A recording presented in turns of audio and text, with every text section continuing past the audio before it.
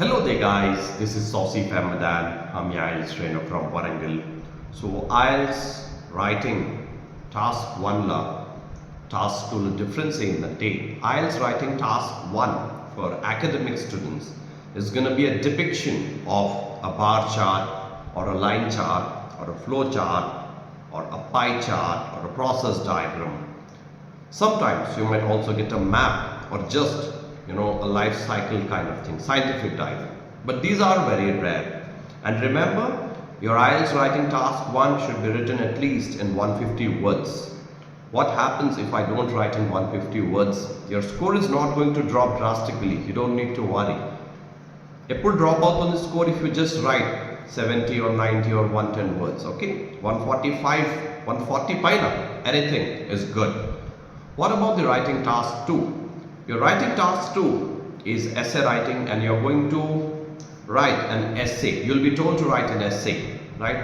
Giving your opinion about something, whether you agree or disagree. You're going to prove if the advantages are stronger or the drawbacks are stronger, which are more significant. You're going to write sometimes about the positive or negative development. So it depends on the type of question, it depends on the type of topic. So your IELTS task 2 carries 65% of your writing score. 65% me writing score me task 2 alone మీద depend అవుతుంది. ఇప్పుడు ఇక్కడ task 2లో నేను 300 words రాసిస్తే నాకు 8 bands వస్తాయా అని ఒక స్టూడెంట్ అడిగాడు. ఆనెస్ట్లీ నో, మీరు 300 కాదు 1000 వర్డ్స్ రాసిన మీ ఎస్సే లాజికల్గా లేకుండా, if you are not meeting the requirements of an essay, you will not get a band 6.